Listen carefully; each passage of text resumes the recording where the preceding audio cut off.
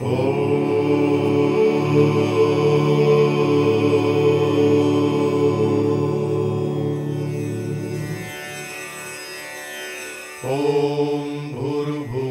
स्वाहा तत्सवितुर्वरेण्यं भर्गो देवस्य धीमहि धियो यो नः प्रचोदयात्।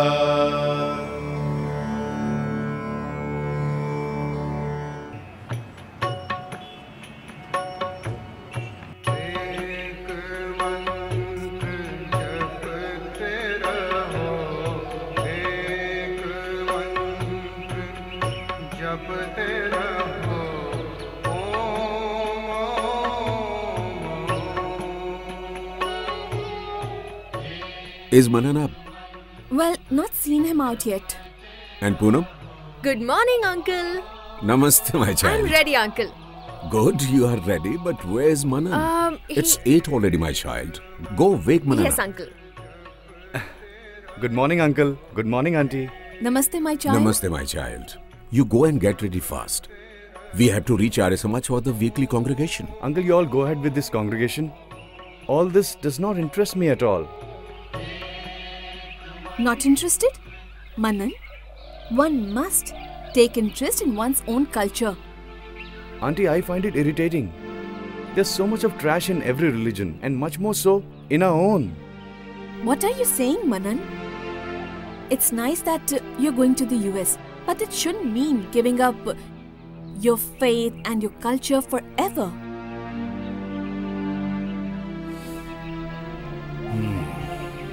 Manan, my child, why do you feel so about the religion? Uncle, we have thousands of gods. And each one's followers claim theirs to be the best, isn't it? Yet we say God is one. I think he's absolutely right. In our holy text, there are so many such stories, which I feel ashamed listening to. Leave apart my family, even among my friends. Whatever you both are saying is quite right. But it wasn't like this always.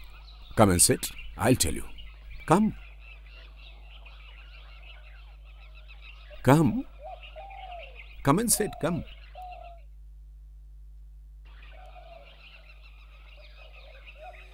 About 2,000 million years ago, God, at the beginning of the creation of the world, after creating everything required for his survival, created the human being.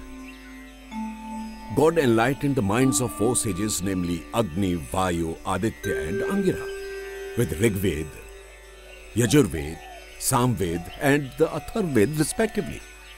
Later on, this knowledge got transcribed. This very knowledge of Ved later on was known as Vedic Dharma. You must have read this in the history of India, that India was known as the Aryavart, the land of noble men.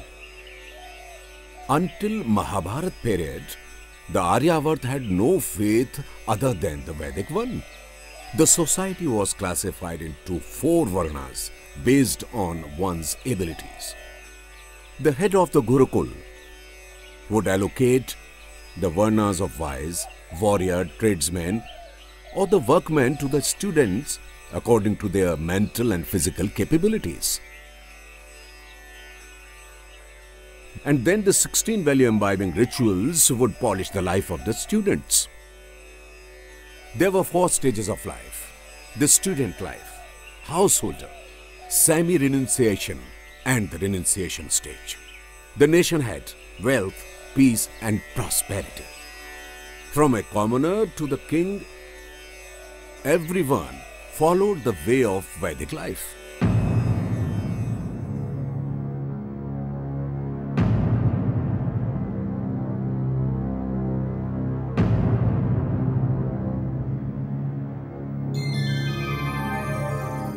Mr. Prime Minister, that means the Treasury does not have sufficient money to build a new palace as per Queen's desire. Right, Your Majesty. That's why I came to you. That leaves me with no alternative than adding new taxes to fund this project. Mr. Prime Minister, please discuss with the Finance Minister as to what new taxes can be levied on people. Wait, O King. scriptures don't allow this. A king is the servant of the people, not the master.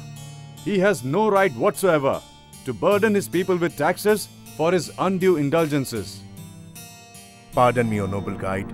It was my mistake. Mr. Prime Minister, you can go now. I will convince the Queen. Long live your majesty. Mr. Prime Minister, you have to make sure that the security is perfect in our kingdom. Long live your majesty. Long live your majesty. Long live your majesty. Tell me, what's your problem? Your majesty, I live at the northern end. Often the dacoit gangs keep attacking, harassing and plundering us. It has become impossible for us to live there, your majesty. Mr. Prime Minister, please tighten up security in that area immediately. Sure, your majesty. Long live your majesty. Your majesty, be ever triumphant.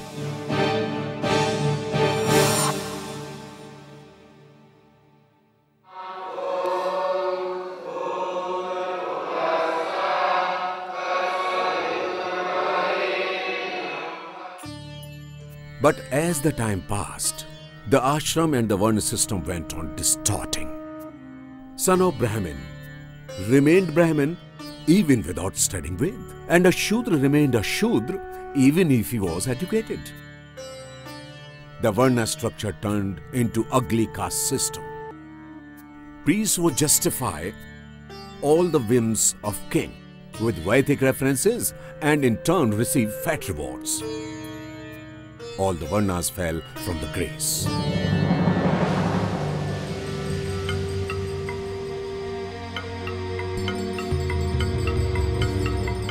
Your Majesty, you inquired about the Gomed and the Ashwamedh sacrifices. Holy scriptures clearly mention, the higher the number of cows and horses a king sacrifices, the more prosperous his kingdom will be, and the king and the slain animals shall attain salvation.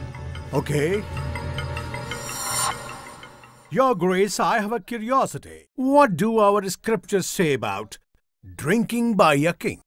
Your Majesty, when there is a clear mention of Devtas drinking somras in scriptures, then how can kings drinking be objected to? Somras is nothing but liquor. Thanks, Your Grace. You took a big worry off my mind today. Mr. Prime Minister, the royal priest be rewarded with 1,000 gold coins. Right, your majesty. God bless you. Oh, king, Yes. no fault of yours, but of this dice. Have another go. Yes. Your majesty, you sent for me? Well, this noble tradesman complains of undue harassment from you. I am not harassing him, your majesty. But how can something be allowed against the law of land, your majesty? I feel you should grant him the desired permission and in turn let him pay more tax. Right, your majesty. Here, your Majesty. Having turned away from the Vedas themselves and fearing the others becoming scholars, the priests banned all other Varnas from reading the Ved. Women and Shudras were deprived of any rights to education. Come, I take you to the head priest. Your Holiness, this Shudra was reading the Ved. How dare he? If Shudra start reading Ved, the world will be doomed. Take him away and give 100 lashes. Mercy, your grace! Mercy! Mercy, mercy, your grace! Mercy! Come! Mercy! Have mercy! By the end of Mahabharata era, Vedic values got eroded. And this loss of Vedic values caused the war of Mahabharata. And in that war, all our knowledge, all our science, all our sages perished. New non-Vedic faiths came into being. On decadence of the Vedic faith, there emerged the Tantra cult that showed strange path to moksha. Him, Kim, Hat, Swaha! Hrim, Klim, Chamundai, Vichai! Hat, Swaha! Hrim, Destroyer of enemy, Mahakali, Hat Swaha! They named their scriptures like Thus spoke Shiva, Thus spoke Parvati, and liquor, meat, fish, sex, and money. These 5 things were prescribed as the way to salvation. They established animal sacrifice in the yajna in their literature and claimed it to have been sanctioned by the Veda. Being fed up with the anarchical practice of the tantrics, some wise men founded the Jainism and the Buddhism. Believing in the falsehood about Veda spread by the tantrics, the Lord Buddha gave a call to boycott them outrightly.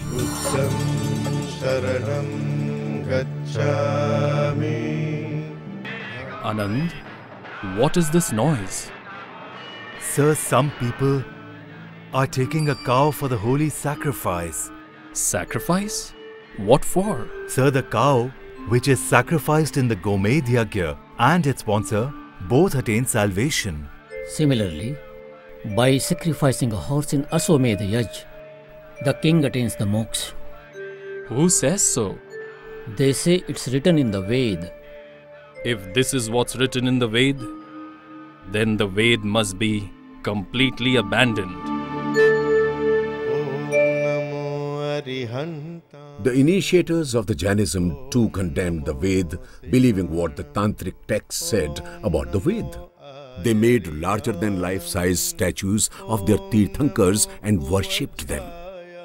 Belief in God waned, and humans and non-living things came to be worshipped as gods. About 300 years of Jainism resulted in severely diminished study of the Ved, but misleading the public by demonization of the Ved continued.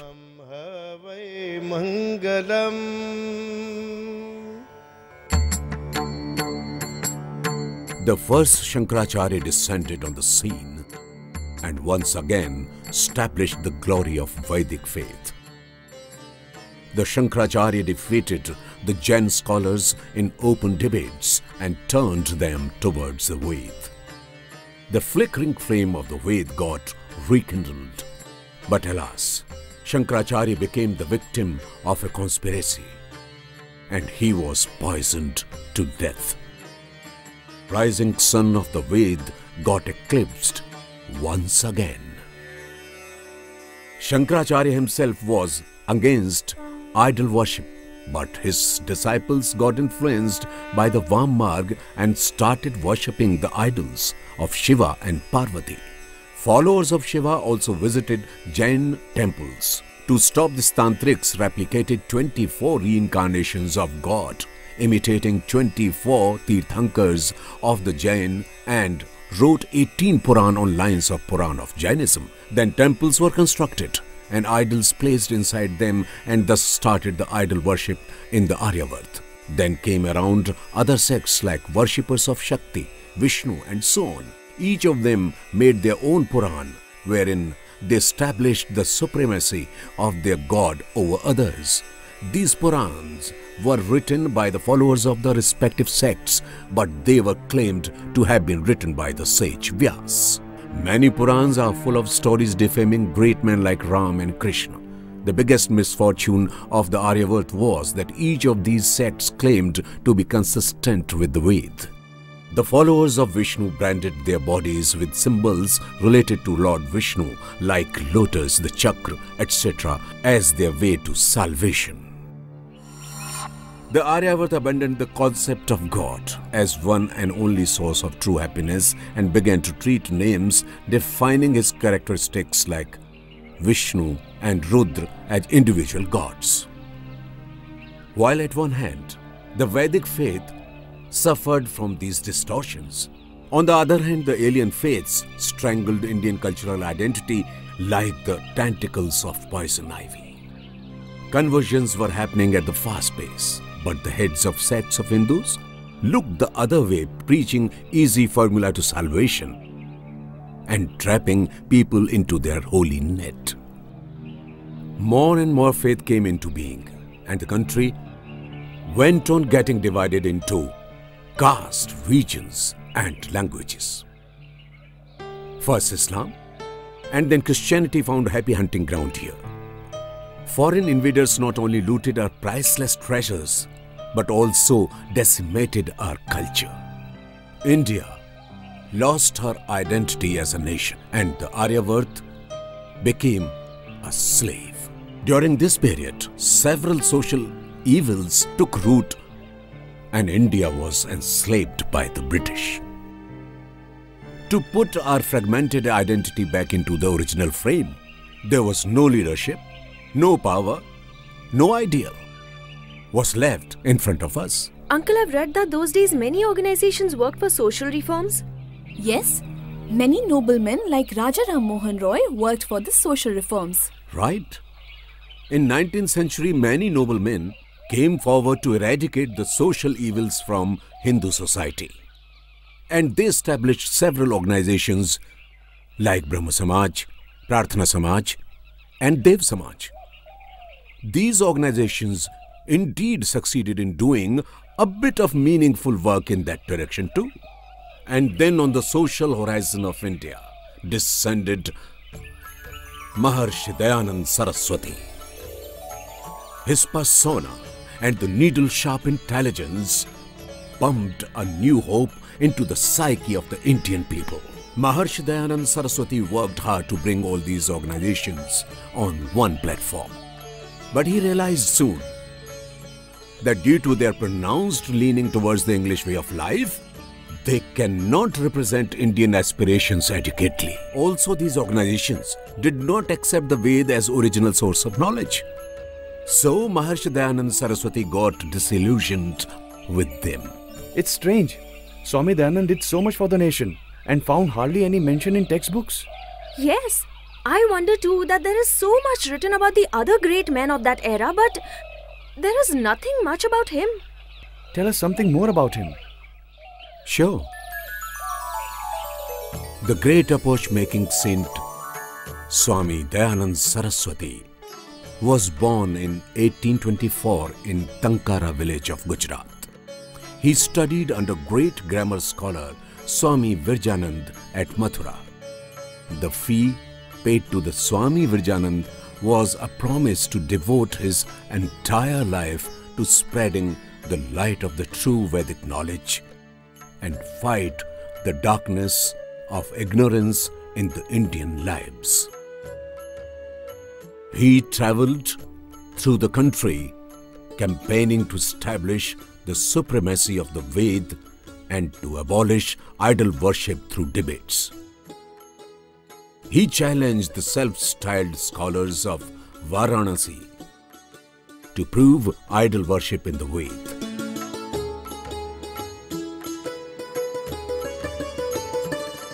In 1869, 27 of these scholars put together failed to prove that the Ved condoned the idol worship. But this fact was kept from the general public through a conspiracy. Sayan, Overt, Mahida and Max Muller's Vedic commentaries were ably corrected by Swamiji. Swamiji wrote new commentaries on Ved and established their true meanings. Also, Swamiji could inspire many Indian kings to work for the freedom of the country. As a result, Indians felt the waves of pride surging in their minds and the nation pushed for freedom. To decimate the darkness of ignorance from religion and society, and also to re-establish Vedic values, Maharshi Dayanand Saraswati established Arya Samaj in Mumbai in 1875. He gave a clarion call of doing good to others and make the world a noble place.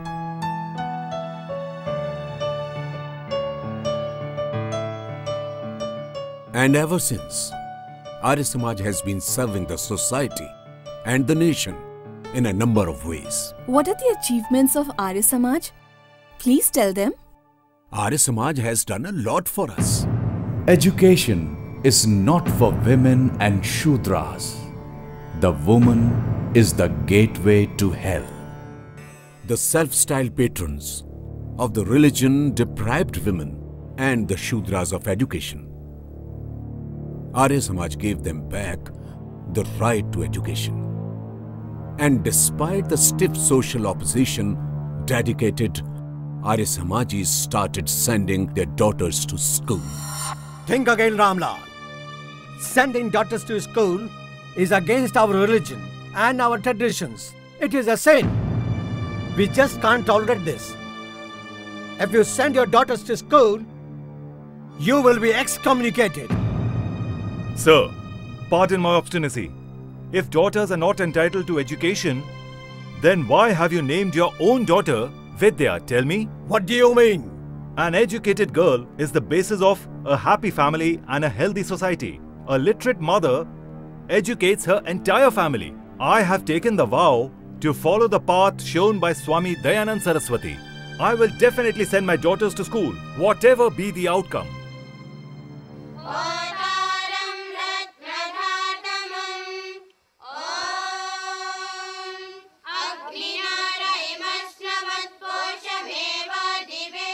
Arya Samaj established a number of schools and centers of higher education for women.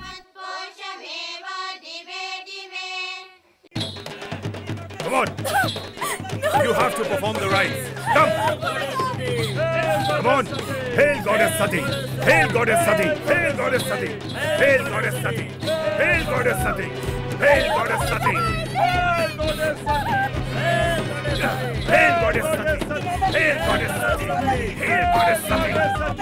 Hail Goddess Sati! Hail Goddess Sati! Hail Goddess Sati! Hail Goddess Sati! Hail Goddess Sati! Hail Goddess Sati! Hail Goddess Sati! Main reason for the practice of sati was widowhood. At a tender age, Arya Samaj members took vows to adopt widows as their wives and daughters-in-law. Upon becoming a widow, a girl is either forcibly burnt alive along with her dead husband or forced to lead a life which is worse than a beggar's in Mathura and Kashi. Do we owe no responsibility towards our widowed daughters? When a girl becomes a widow, does she not remain our daughter? I want to ask all of you, how many of you will take a vow to adopt a widow as your life partner? How many of you will take a vow to adopt a widow as your daughter-in-law? Please raise your hands. Large number of Arya Samajis vowed to adopt widows as wives and daughters-in-law and fulfilled it. Thus, after widow remarriage got social acceptance, widow burning incidents reduced significantly. The other prominent reason for girls becoming child widows was child marriage and their mismatched marriages with old men. Arya Samaj launched a movement against child marriage and got the Sharda Act passed prohibiting it. Thus played an important role to rid the society of this evil.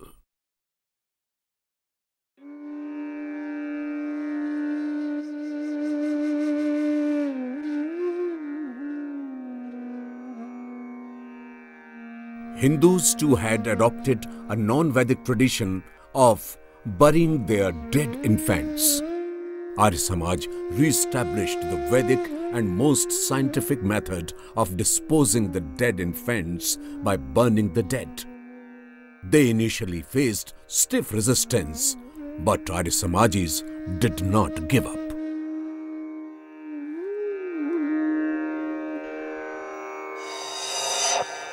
We are so badly entrapped in the web of casteism. Did Arya Samaj do anything about that? Sure it did. What Arya Samaj did to fight this social evil practice, perhaps no one else did. Arya Samaj lays great stress on the fact that no one is superior or inferior just by birth. Maharishi Dayanand Saraswati advised his followers over 130 years ago not to use caste denoting surnames, advising them to use uniform Arya instead. Arya Samaj attacked the caste system by encouraging inter-caste marriages. And many top Arya leaders married their own children outside their caste. For this, they faced ostracization not only from the society, but also from their own families.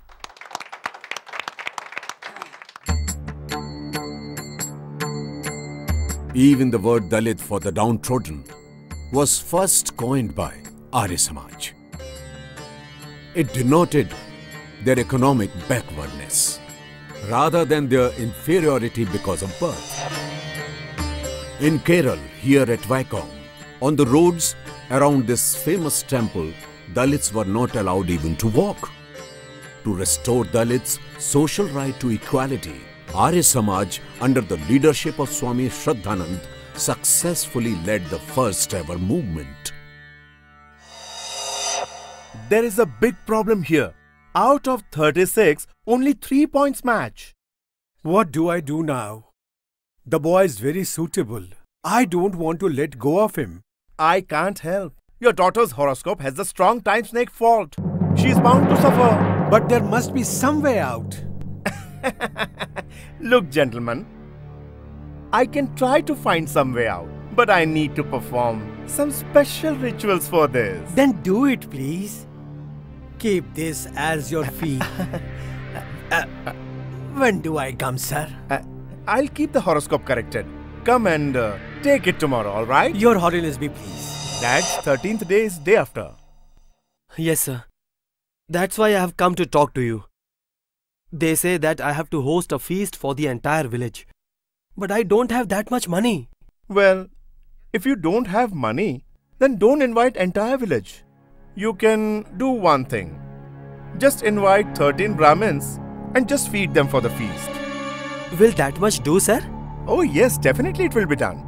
But yes, each priest should be donated 5 garments and rupees 101. That's very important. This much to do.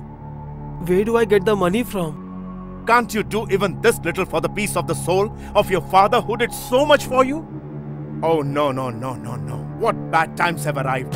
Oh, if you love your money so much, stop pretending to be concerned and let the soul of your father wander. All right, sir. Don't be angry. Please invite the 13 priests.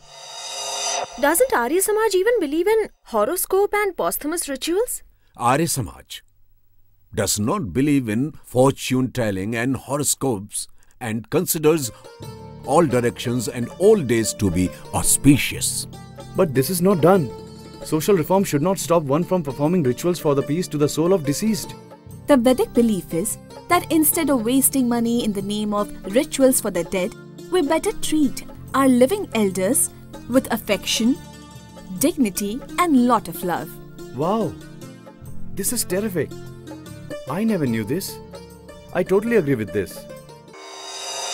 In 1867, Kumbh at Haridwar, Maharshi Dayanand unfurled the flag of Pakhand Khandan and started a campaign against blind faith and superstitions by rescuing them from superstitions, fortune-telling and fake gurus, showing them the right path of life. But uncle, instead of running such campaigns, wouldn't it have been better had the Arya Samaj created awareness and educated the masses? Once people are educated and aware, these evils would not be there. Arya Samaj did that to my child. Maharshi Dayanand understood the value of education and proclaimed that everybody was entitled to education and everybody had a right to access the Veds. Arya Samaj initiated a movement to spread education widely. DAV and other institutions of Arya Samaj are running thousands of educational institutions all over the world, where lakhs of students are not only getting a formal education, but also learning values. Language is a medium to connect people, but in India, diversity of languages divided its people. Maharshi Dayanand realized that it would not be possible to make India a sovereign nation without a common connecting language. He felt that Hindi was most suitable to serving as the contact language.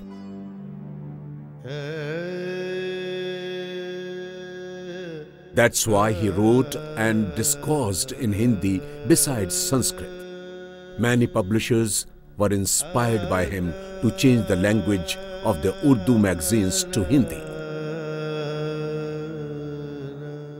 Taking the tradition further, Swami Shraddhanand delivered his welcome speech in Amritsar Congress session in Hindi. This had never been done before. The contribution of Arya Samaj in establishing Hindi as the official and the common language of India is unparalleled. However benevolent a foreign government may be, it cannot equal independence and self-rule. Maharshi Dayanand gave the concept of self-rule to an enslaved India. The revolutionary tome Satyarth Prakash, written by Swami Dayanand, influenced the contemporary way of thinking.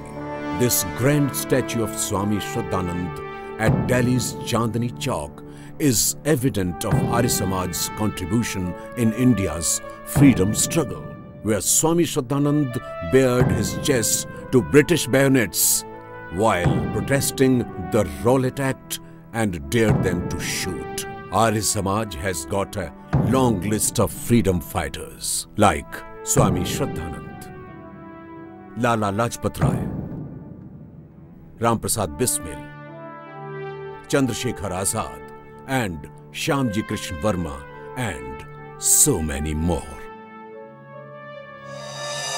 Whenever the Hindu religion faced any danger, the Arya Samaj made the first offering of the ultimate sacrifice. Scores of Arya Samajis gave up their lives while protesting against Nizam's opposition of Hindus.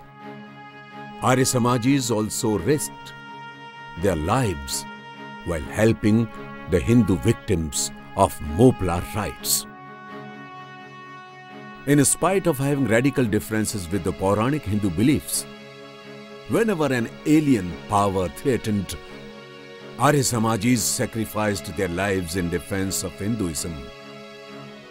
Because Arya Samaj's opposition is not as much to the temple idols as to the idols of falsehood and ignorance sitting deep in the hearts and minds. At the stroke of the midnight hour, when the world sleeps, India will awake to life and freedom. Even after the independence, Arya leaders stayed away from active politics, devoted themselves to the task of nation building. Arya Samaj in independent India promotes character building amongst the youth through its youth wings for young men and women.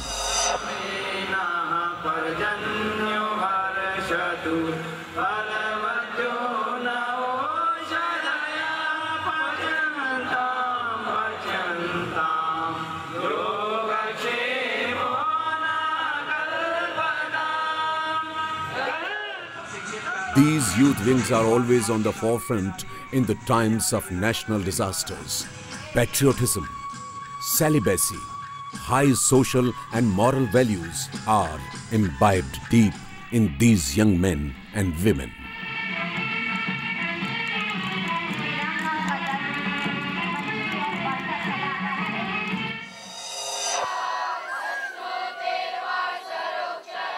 The poor condition the Hindi has reached to in the pre-independence era, Sanskrit reached the same after independence. Arya scholars started a number of gurukuls and colleges and not only kept the Sanskrit alive but also tried to popularize it by propagating far and wide. These very gurukuls helped conserve Vedic scriptures.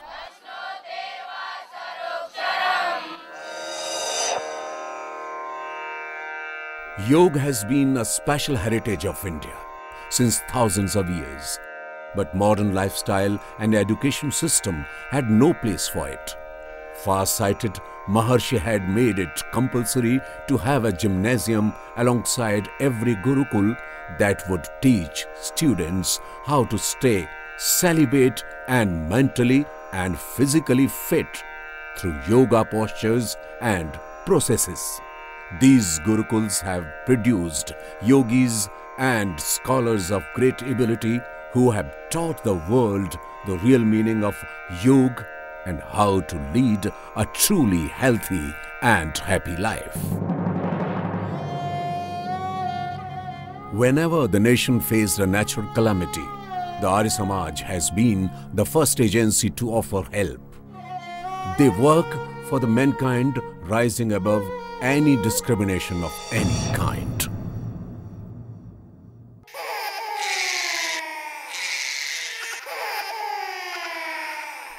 The evil tradition of killing the girl children that started in medieval times has grown into a much more ferocious monster. Today, the girl children are killed even before they are born.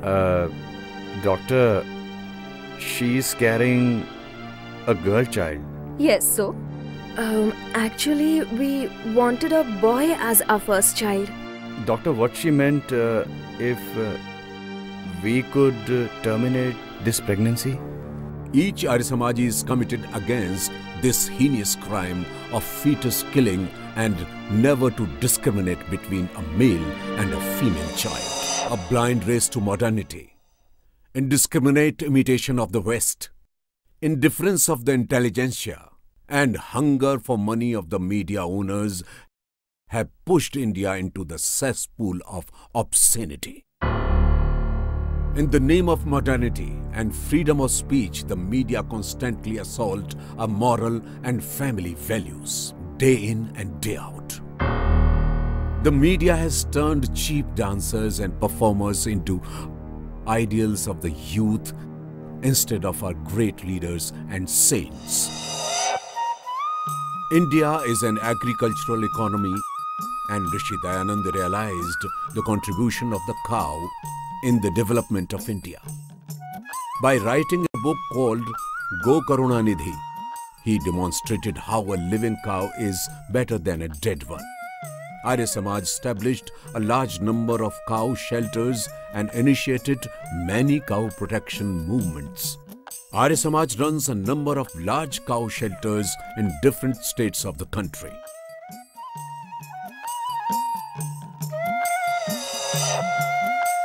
Vegetarianism is the core tenet of the Ved that Arya Samaj adopted.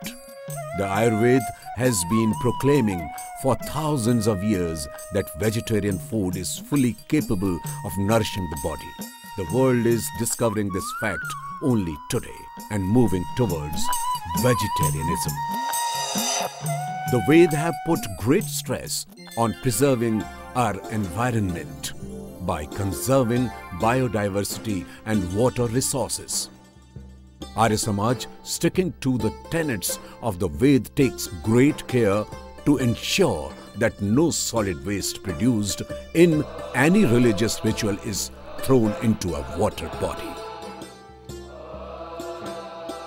Arya Samaj believes that Yajna plays a definite role in cleaning and creating a balance in the environment. Strange. I never knew that the Ved contained such nice things. Yeah, we always thought that what is shown to us on television in mythological serials is the essence of Hinduism. Yeah. There's no fault of yours.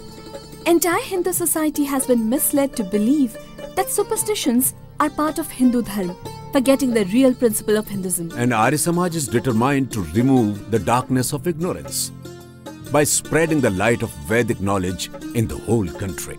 Had I known about Arya Samaj before, I would have taken the membership by now. Uncle, once I'm back in Lucknow, I'll be going to Arya Samaj regularly. Uncle, is Arya Samaj there in America? Sure there is. North America, South America, Europe, Africa, Arya Samaj is in the whole world.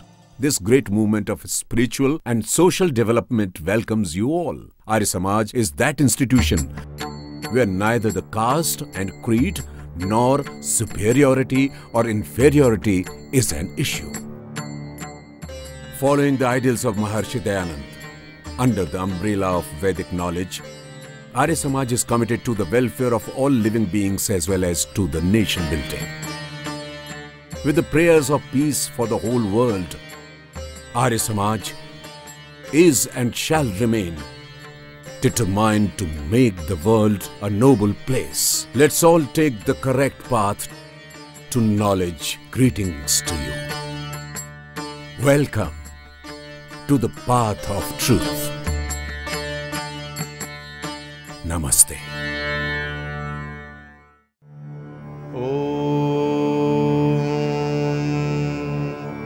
द्यौः शान्तिरन्तरिक्षं शान्तिः पृथिवीशान्तिरापः शान्तिरोषधयः शान्तिः वनस्पतयः शान्तिर्विश्वे देवाः शान्तिर्ब्रह्म शान्तिः सर्वं शान्तिः शान्तिरेव शान्तिः सामा शान्तिरेधि ॐ शान्तिः शान्तिः शान्तिः